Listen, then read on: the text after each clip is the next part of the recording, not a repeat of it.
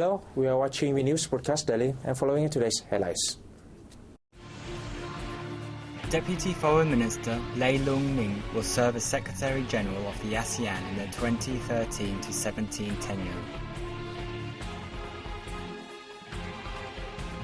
A series of summits between ASEAN member countries and partners take place in Phnom Penh.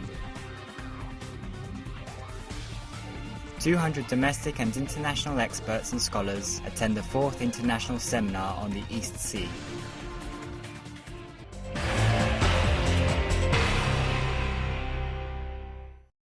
The 21st ASEAN Summit in Phnom Penh has officially approved Vietnam's nomination of Deputy Foreign Minister Lei Long-Ming as Secretary General of the ASEAN in the 2013-2017 tenure.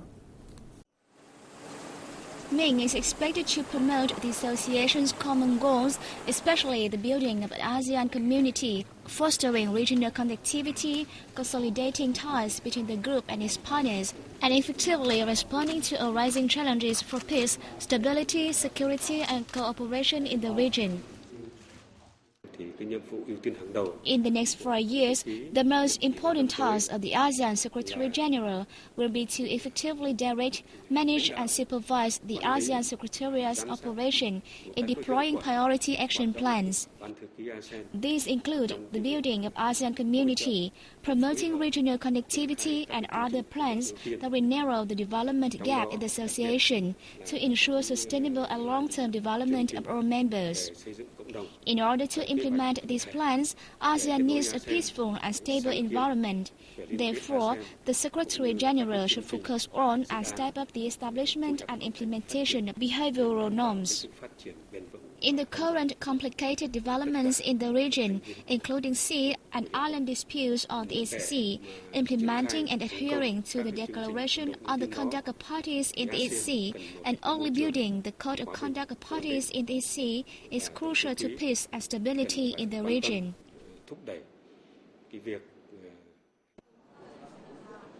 Deputy Foreign Minister Ming will take office on January 1, 2013. The ASEAN Plus 3 summit between the Association of Southeast Asian Nations and Japan, the Republic of Korea and China, and a series of ASEAN Plus 1 summits between ASEAN and its partners took place in Phnom Penh on November 19.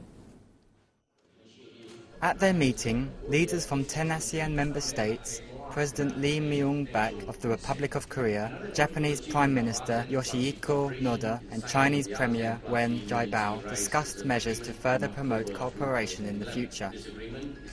Opening the ASEAN Plus 3 summit, Cambodian Prime Minister Hun Sen expressed his delight that during the past 15 years, ASEAN Plus 3 members have cooperated deeply and comprehensively in all fields.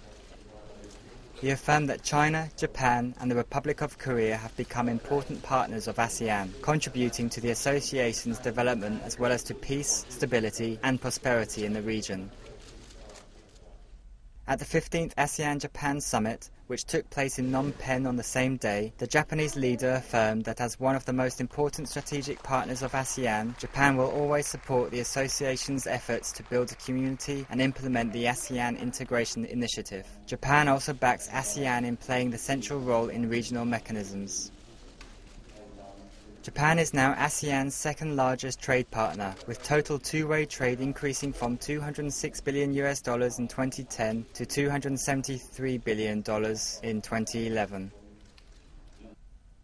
At the ASEAN Republic of Korea summit the same day, participants highly valued the rapid and positive development of the strategic partnership between the bloc and the Republic of Korea, especially in trade.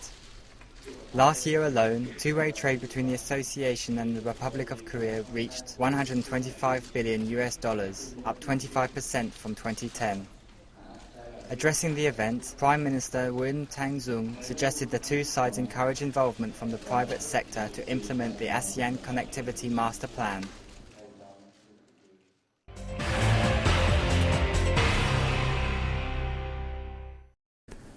The Ministry of Planning and Investment hosted a conference in Hanoi on November 19th on the implementation of the Busan Partnership Document for Effective Development Cooperation.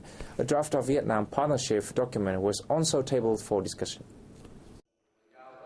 In line with agreements reached at the 4th High-Level Forum on Aid Effectiveness in Busan, the Republic of Korea last December, the Vietnamese government has compiled a Vietnam partnership document detailing its cooperation commitments to partners, the private sector, social organizations, and the public, as well as foreign non-governmental organizations. Deputy Minister Planning and Investment Gavit Singh said the government will focus on sustainable economic development, social security and welfare, effective use of natural resources, environmental protection, adaptation to social changes and green growth. The draft Vietnam Partnership document will be submitted to the annual consultative group meeting of donors on December 10th in Hanoi for approval. It is expected to be implemented in the period of 2012-2015. Participants at the conference also shared experiences in implementing the Busan document, with the Republic of Korea a successful example. The 4th International Seminar on the East Sea opened in Ho Chi Minh City on November 19th, drawing 200 domestic and international experts and scholars. In his opening speech, President of the Diplomacy Academy of Vietnam, Dong Dinh Nguyen, said the East Sea is a region with one of the most complicated disputes in the world. The situation is mounting due to developments in many countries themselves: economics, politics, military and security, as well as sea disputes and non-traditional security threats such as piracy, pollution, the degradation of maritime resources and climate change. Therefore, effective measures are needed to realize the results of studies and policy recommendations, he said. According to the organizing board, the 3-day seminar is purely a scientific event, a venue for the exchange of research outcomes and discussion on the importance of the East Sea from the viewpoints of international law and international relations, the interests of concerned parties and the recent developments in the East Sea.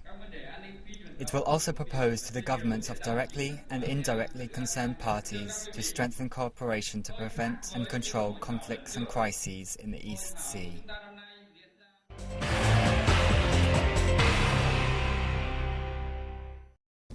November 20 is a Teacher's Day in Vietnam. This is an occasion for the entire society to express respect and gratitude to teachers. In the Central Highlands province of Đắk Nông, many teachers are braving the challenges and difficulties of daily life in a poor mountainous area to teach the children.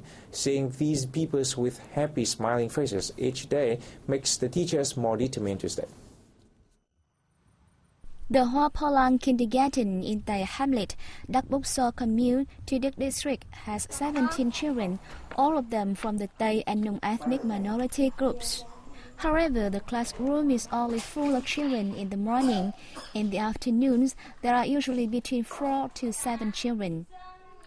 In mountainous areas, teachers are used to their pupils missing school because they have to help their parents farming.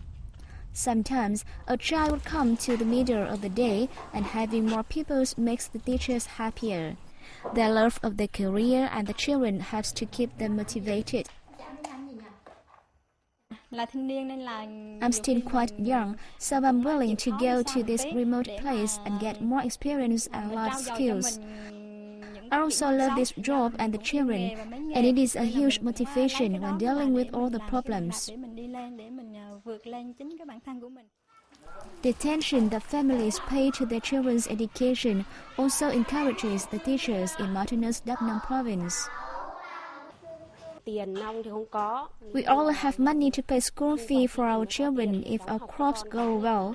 However, we try our best to send them to school so they can get a job and have a better life. For teachers in the mountainous areas, finding a partner makes them happier and keep their mind on teaching. When I first came here, I missed my family very much. But now, since I got married, I'm not so lonely. Despite the difficulties and shortages, the teachers continue to bring knowledge to the mountainous areas so that the sound of the children reading from the classroom echoes on the mountain. And this is the end of our news today. Thanks for watching and goodbye for now.